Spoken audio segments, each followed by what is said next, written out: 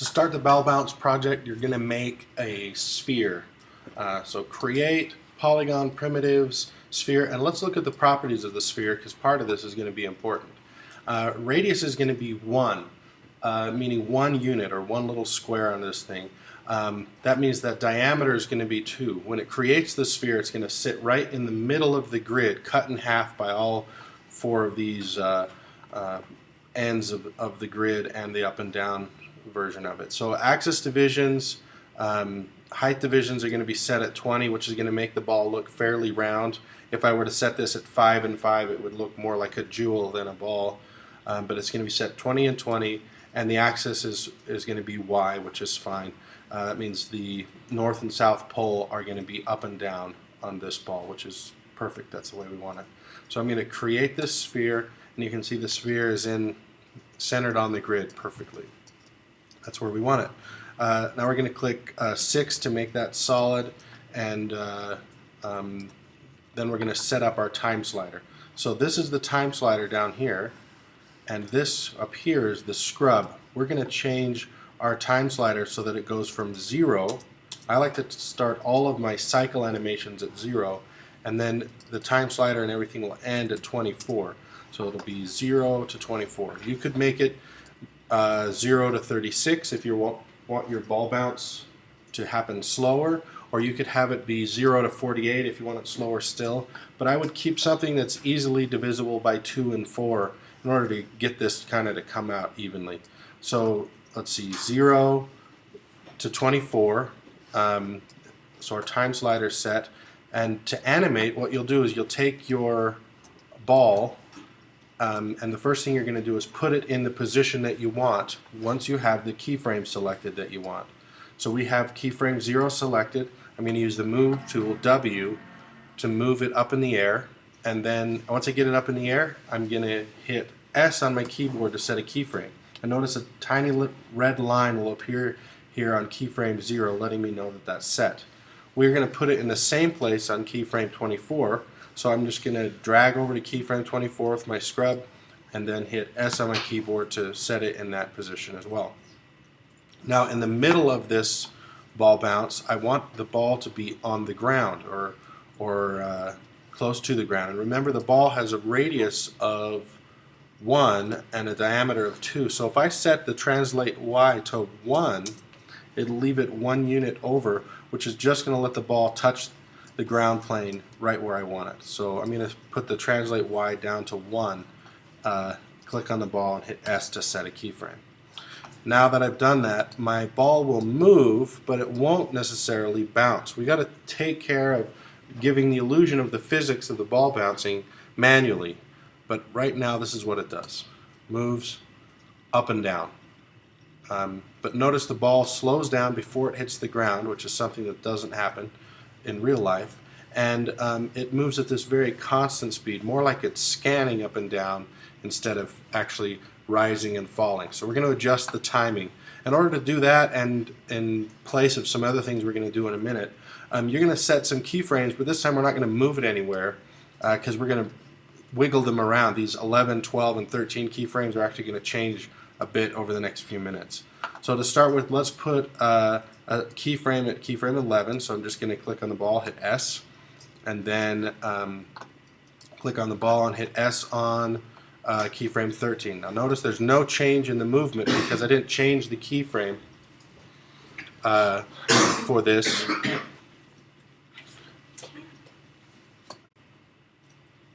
Now that the ball is moving up and down and that I have keyframes set at keyframe 11 and 13, next I'm going to take and adjust the timing here. To do that, there's a tool in Maya called the Graph Editor. We get to the Graph Editor by clicking on Window, Animation Editor, and then Graph Editor. That will bring up the Graph Editor in a full window like this. And for this ball bounce, because I want to get the curves just right, I'm going to do that. There's another way to open up the Graph Editor, which actually to click on this little button right here, but it'll spread out the curve here for this particular ball bounce.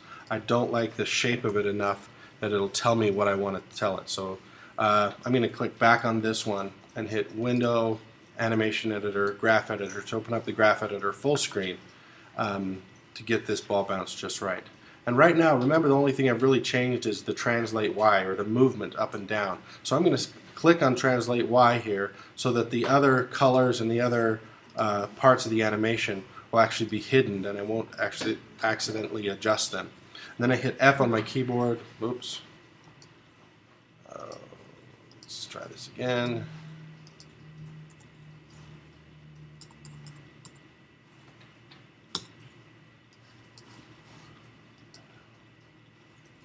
I saw somebody else did that yesterday.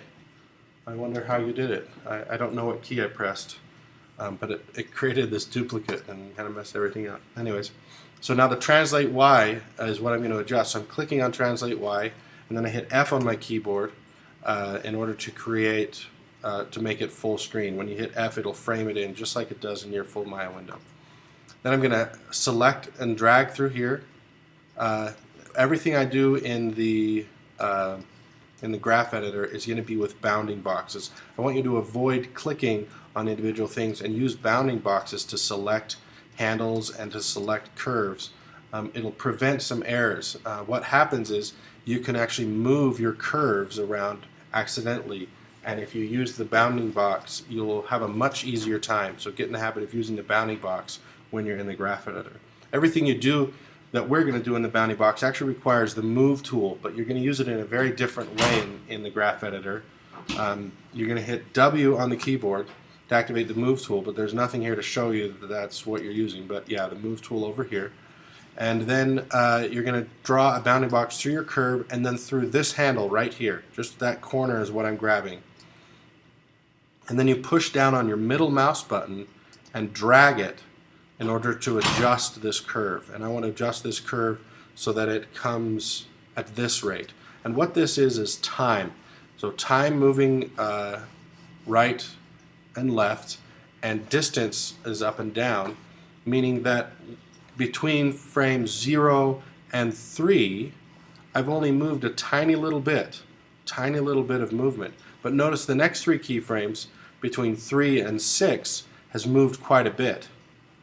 That means it's accelerating as it goes. As it moves forward, it accelerates. And look at these next 3. Between 6 and 9, there's quite a bit of movement between here and here. Not even 1 unit between these 3, and then as it moves, it's moving faster. What that does is it gives it the illusion of gravity accelerating the object as it approaches the ground, which is what we want. So we're going to make that curve nice and round here, and do the same to the other side. Click and drag through the curve to select the curve, click and drag through the handle to select the handle, and then middle mouse click drag to adjust the curve to give it this shape. If I were to do something like this, it would give it too much hang time and the ball would actually stop in the air. I don't want that. I also want to avoid something like this, which means the ball is going to go up, down, stop, and then come back down. So I want to avoid that shape as well. Just a nice steady curve going up and down. Let's take a look at what that did to our timing, and you can see that the ball looks much closer to actually bouncing now than it did before. Now we're going to do something called squash and stretch to our ball. As I told you before, frames 0 and 24 are actually set. We're done with those keyframes. We're not going to change them at all from now until the end of this project. They're set. It's only frames 11, 12, and 13 that we're going to make changes to. And what I want to do is change the shape of the ball to give the illusion of the ball having reaction to it and these physics and better motion. Right now it looks like a bouncing rock. There's not much life to the ball. So in order to give it this life, we're going to use the animation principle squash and stretch to make it work. It's kind of an odd principle when you think about it, because things don't stretch in real life when we move them in one direction, but in animation they do. So what I'm going to do, keyframe 11 here, I am going to drag this ball to make it longer, but when I make something longer, notice I've made the scale Y 1.4. I have to make it smaller as well. So this is about where I'm going to be here, is 0.9, 1.2, and 0.9. Let me just set it to those so they're easy to remember. I can just type them in here, 1.2 and 0.9. Now this is keyframe 11 that I'm working off of. And now because of the radius has changed in this direction, I'm going to match the radius here. So scale Y is 1.2, which means translate Y needs to be 1.2, which means this keyframe 11 is the moment right before it starts hitting the ground. Once I've done that, I can click on the ball, hit S to set that keyframe, and the ball will be in that shape in this keyframe. It'll go round again for that one, and then what I want is keyframe 13 to be exactly like keyframe 11. So let's remember those numbers: 1.2, 0.9, 1.2, and 0.9. I'm going to go to keyframe 13 and put those same numbers in: 1.2, 0.9, 1.2, and 0.9. Click on the ball, hit S on my keyboard. Now keyframes 11 and 13 are exactly the same. Keyframe 12 is the next one that needs to change. I don't want the ball to just be round when it hits the ground. I want it actually to squish when it hits. So I'm going to have to make the ball shorter in this direction. But again, since I made it shorter, in order to preserve the volume, I'm going to have to make it wider as well. So what I'm going to do here is about 1.1, 0.8, and 1.1. And then again, I have to do the scale Y and the translate Y need to match, so I'm going to put 0.8 in there, and then click on the ball and hit S on my keyboard. Now what happens is the ball comes down, hits the ground as a squish, and then bounces back up in that direction. And that gives it this much more lively bounce. There's still a problem with the timing of this squash and stretch, which we're going to change in a second, but the principle of at least where it hits the ground is going to be right. Now if I were to slow this down, here's the problem I'll show you that we need to fix with the timing. What it is at keyframe 0, it's not moving very fast, and even at keyframe 5 it's still not moving very fast, but it's already starting to stretch. Our squash and stretch should basically be synchronized with our fast acceleration only and not the slower movements that are up here. So what I need to do is go adjust the timing of the squash and stretch. To do that again, I'm going to use the graph editor. Window, Animation Editor, Graph Editor. Bring the Graph Editor up. This time I'm only concerned with the scales. So I'm going to select, click and drag through scale X, Y, and Z, and hit F on my keyboard. Now you can see the shape of these scales. They start out with a scale of 1, which is perfectly round, and then they move with the scale Y getting longer and the scales X and Z getting shorter until the ball hits the ground, where instantly the ball becomes